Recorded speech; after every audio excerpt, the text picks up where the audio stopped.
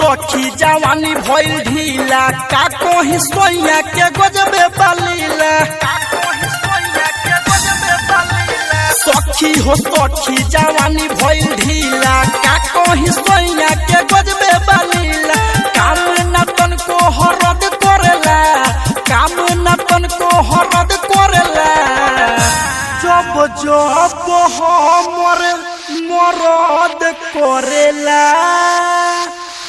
सखी रे बड़ी दर्द करेला जब जब हमर मरद करेला सखी रे बड़ी दर्द करेला जब जब हमर मरद करेला सखी रे बड़ी दर्द करेला सखी रे बड़ी दर्द करेला जब जब हमर मरद करेला सखी रे बड़ी दर्द करेला धोई के हमर कलाई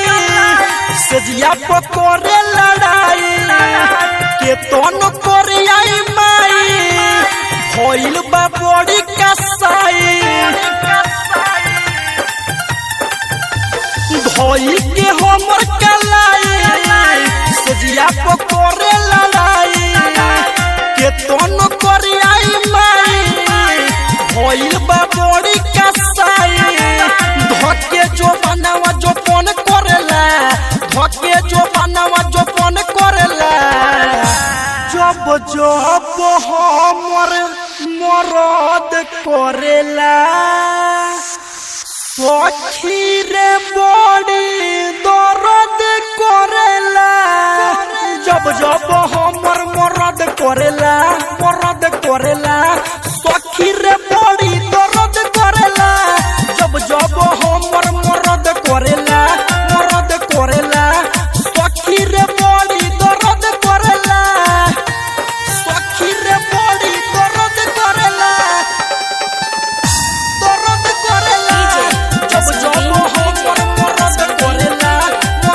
करेला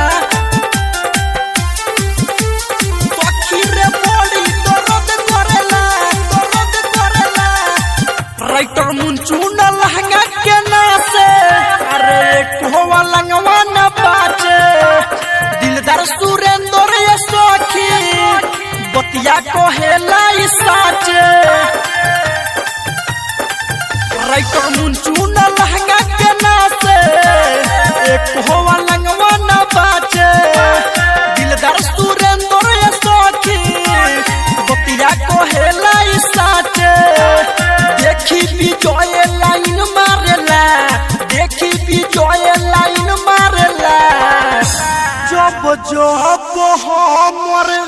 मरद करेला सखी रे बड़ी दर्द करेला जब जब हमर मरद करेला सखी रे बड़ी दर्द करेला जब जब हमर मरद करेला सखी रे बड़ी दर्द करेला जगदम्बा रिकॉर्डिंग स्टूडियो टोकैला।